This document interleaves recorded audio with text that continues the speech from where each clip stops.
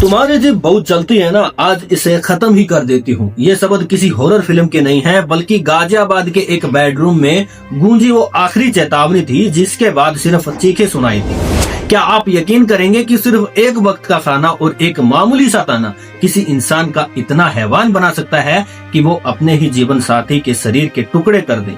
गाजियाबाद के मोदी नगर में जो हुआ है उसे मानवीय संवेदनाओं की रूह कपा देने वाली कहानी माना जा सकता है। 26 साल का विपिन, जो दिन भर फैक्ट्री में मेहनत करके घर लौटा था, उसे क्या पता था कि जिस जुबान से उसने खाने के कमी निकाली है, वही जुबान चंद घंटों में बिस्तर पर एक बेजान मांस के लोथड़े की तरह पड़ी होगी।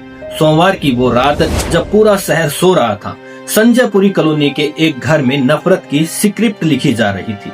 रात के 1 बज रहे थे। सन्नाटे को चीरते हुए एक विपिन लहूलुहान हालत में कमरे से बाहर भागा तो उसकी माँ के पैरों तले जमीन खिसक गई। उसका बेटा बोल नहीं पा रहा था क्योंकि उसकी जीभ काटकर अलग कर दी गई थी।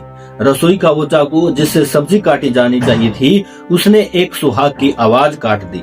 10 महीने पहले जिस मंडप में 7 जिन्हें मरने की कस्में खाई गई थी, उसी कमरे में खून की होली खेली। हैरानी तो तब हुई जब सुबह आरोपी पत्नी ईसा कमरे से बाहर निकली। मोहल्ले की भीड़ और गुस्से का गुबार उस पर टूट पड़ा।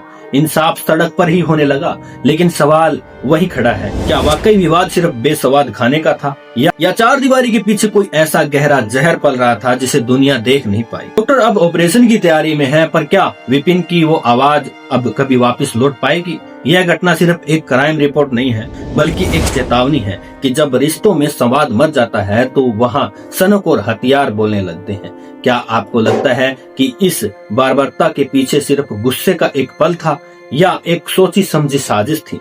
अपनी राय कमेंट में जरूर दें और ऐसे ही दहला देने वाली खबरों के लिए हमें फॉलो जरूर करना।